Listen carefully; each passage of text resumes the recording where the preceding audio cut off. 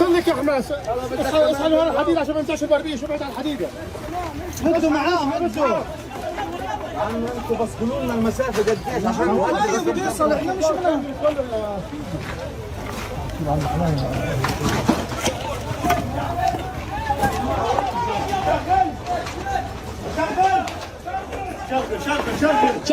شغل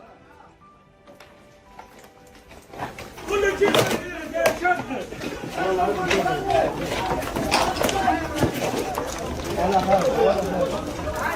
يلا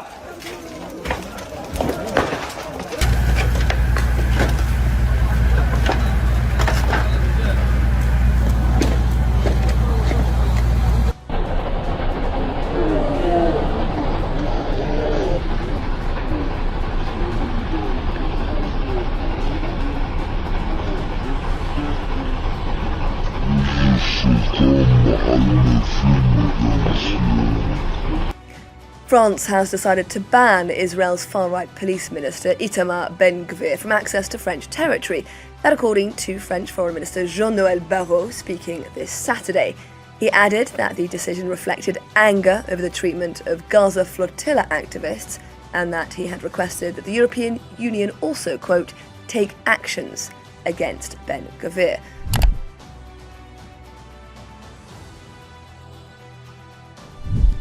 Tindakan brutal Israel terhadap warga Gaza Palestina benar-benar sudah di luar batas. Sejumlah negara besar dunia bahu-membahu mulai memberantas kebejatan Zionis dari muka bumi. Jika kamu sudah menonton cuplikan video tadi, Prancis secara resmi melarang Menteri Keamanan Israel, yakni Ben-Gvir, untuk menginjakan kaki di negaranya. Ungkapan apa yang kita tanam itu yang akan kita tuai bukan sekedar mitos belaka. Kesengsaraan Israel semakin nyata dirasakan setelah negara mereka dibuat hancur lebur berkeping-keping.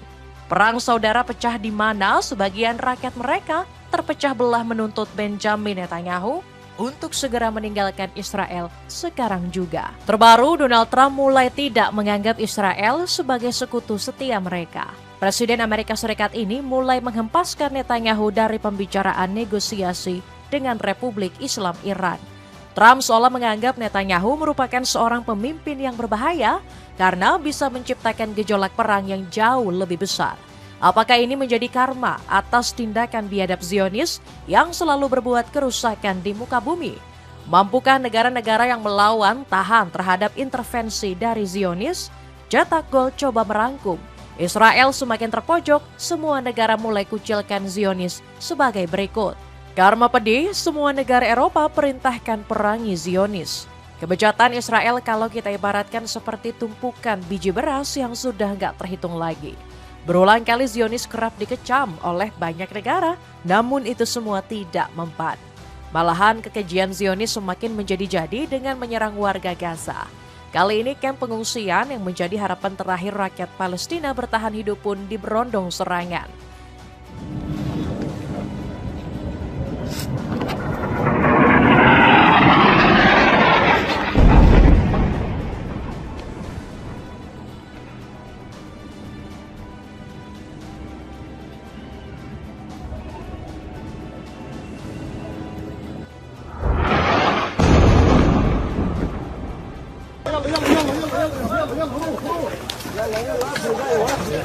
خليك يا حماس اسألوا عن الحديد عشان ما ينتعشوا بربيه شو بعد عن الحديدة ردوا معاهم ردوا يا عم انتوا بس قولوا لنا المسافة قديش عشان نودي بده يوصل احنا مش شغل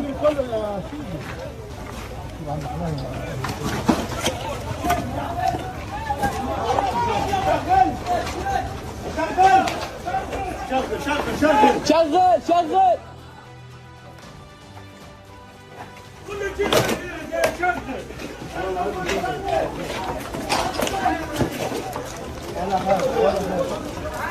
يلا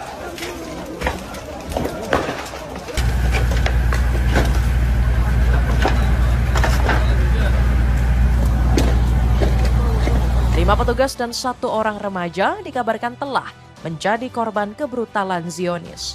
Masih belum lepas ingatan soal Gaza. Israel justru semakin berbuat semena-mena. Militer Israel atau IDF masih terus-menerus menyerang Lebanon dalam beberapa hari terakhir.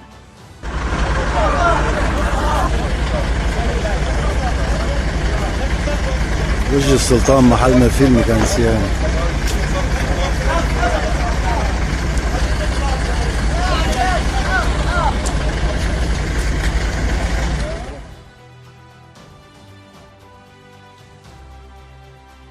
Serangan terbaru bahkan menghancurkan sebuah bangunan di kota Doer, distrik Nabatie, Lebanon Selatan. IDF juga secara brutal menyerang ambulans yang sedang melintas.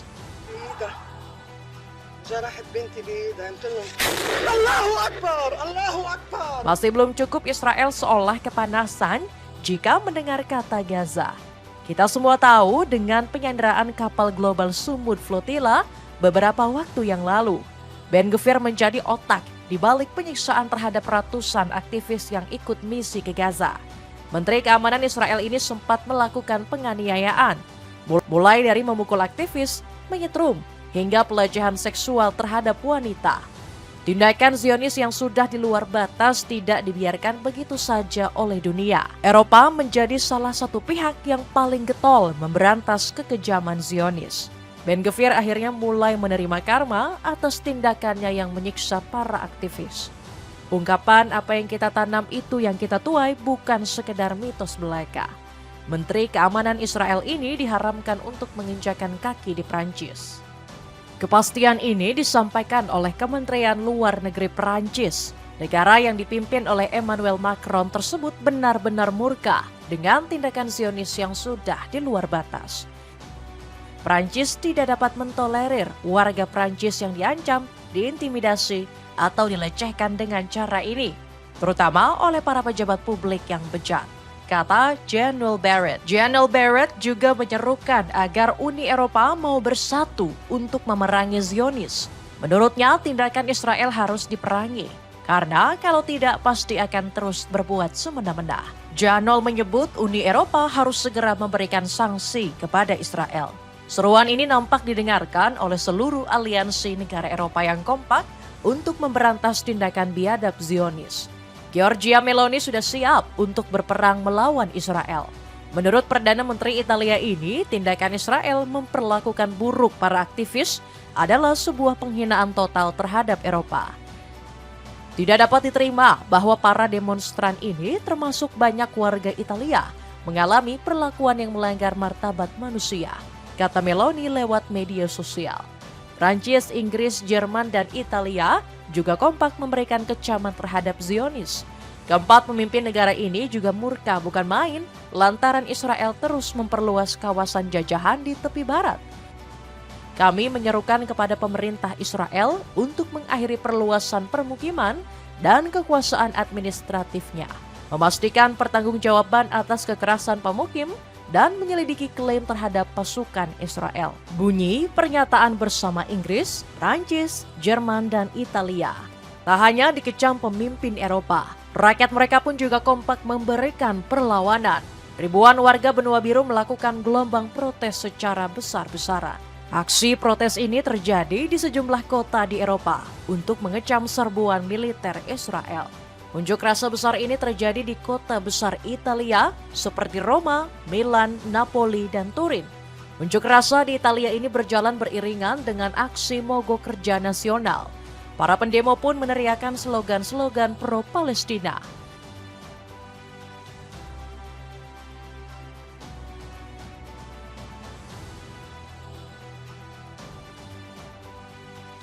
Gak cuma itu, mereka juga mendesak pemerintah untuk menghentikan kerjasamanya dengan Israel, termasuk keterlibatan hubungan diplomatik yang selama ini sudah terjalin. Fenomena Eropa yang mulai mengecam Israel menunjukkan bahwa kemanusiaan di atas segalanya.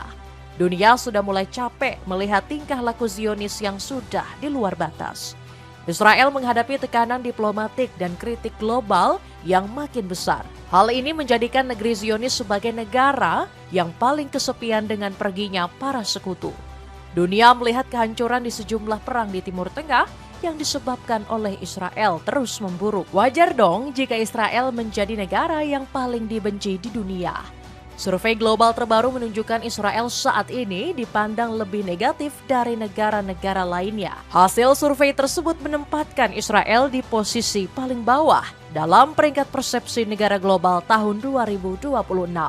Hasilnya sebanyak 129 negara banyak menentang sikap bejat Zionis. Eropa bahkan sudah mempersiapkan segala kemungkinan berperang melawan Israel. Negara-negara benua biru kompak memperkuat berbagai alutsista mereka.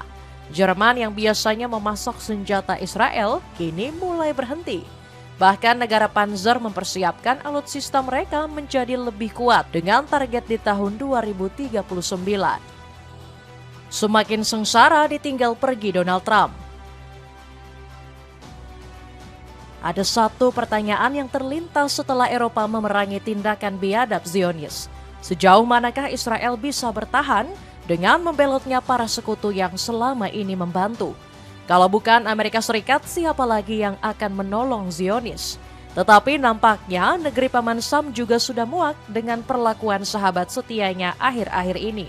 Meskipun dikenal negara kejam, masih ada secercah hati nurani pemimpin Paman Sam. Donald Trump secara tegas menyatakan tidak akan lagi menuruti permintaan Benjamin Netanyahu.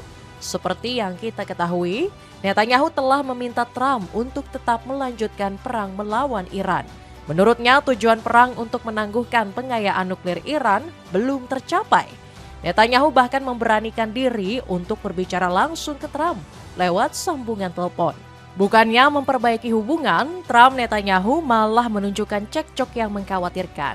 Percakapan selama 1 jam itu tidak menemui titik terang. Suasana bahkan semakin runyam lantaran Trump sudah memutuskan untuk membatalkan menyerang Iran.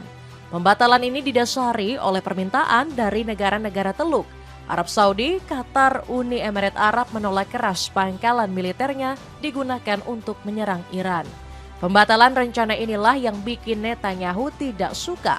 Pria berumur 78 tahun ini frustasi hebat dan kecewa dengan keputusan Trump karena sudah membatalkan menyerang Iran. Menurut Netanyahu, Trump sudah dipengaruhi oleh doktrin terorisme dari Republik Islam Iran. Dia mengatakan pembatalan tersebut sangat menguntungkan Iran. Netanyahu bilang hal ini sama saja seperti membiarkan terorisme berjalan di atas muka bumi. Lantas apa tanggapan Trump melihat sahabat setianya memberikan reaksi keras? Trump nampak tidak peduli dan tetap berpegang teguh pada pendiriannya. Presiden Amerika Serikat ke-47 ini nggak ingin perpecahan dan pertumpahan darah terus terjadi karena Zionis. Trump pun mengeluarkan Israel dari daftar negosiasi pembicaraan dengan Iran. Bersumber dari CNN Indonesia, Trump nyaris sepenuhnya mengeluarkan Netanyahu dari pembicaraan gencatan. Masalah ini bikin para pejabat Israel mulai kebakaran jenggot.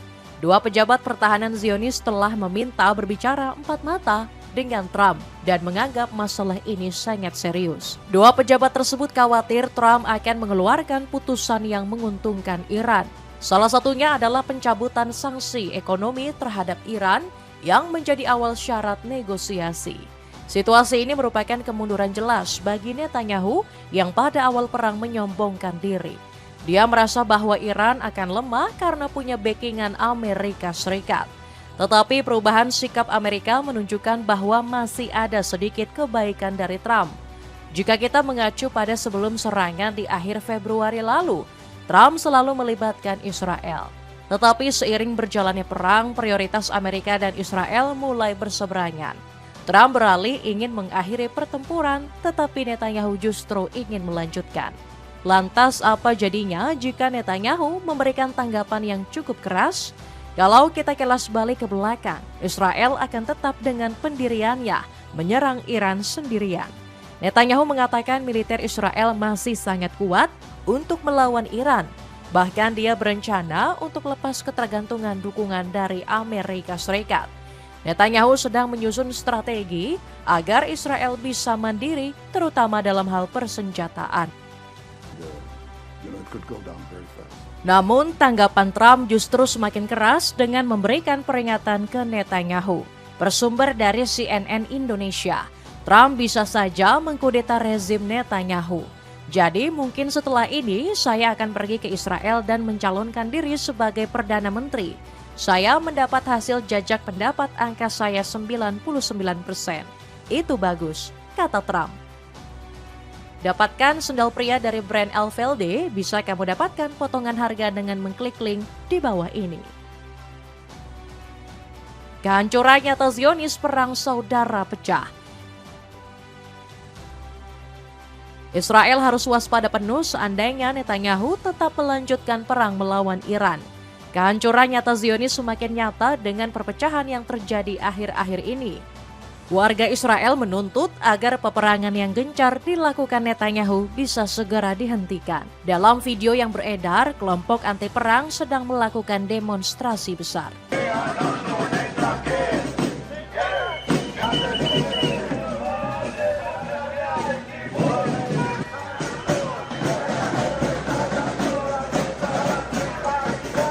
Rakyat Israel merasa bahwa peperangan tersebut tidak membawa hasil dan beresiko tinggi, menambah kerusakan ekonomi negara.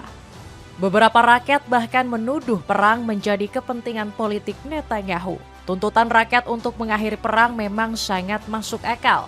Mereka khawatir Israel akan menderita kekalahan jika Netanyahu tetap ngotot melanjutkan perang melawan Iran.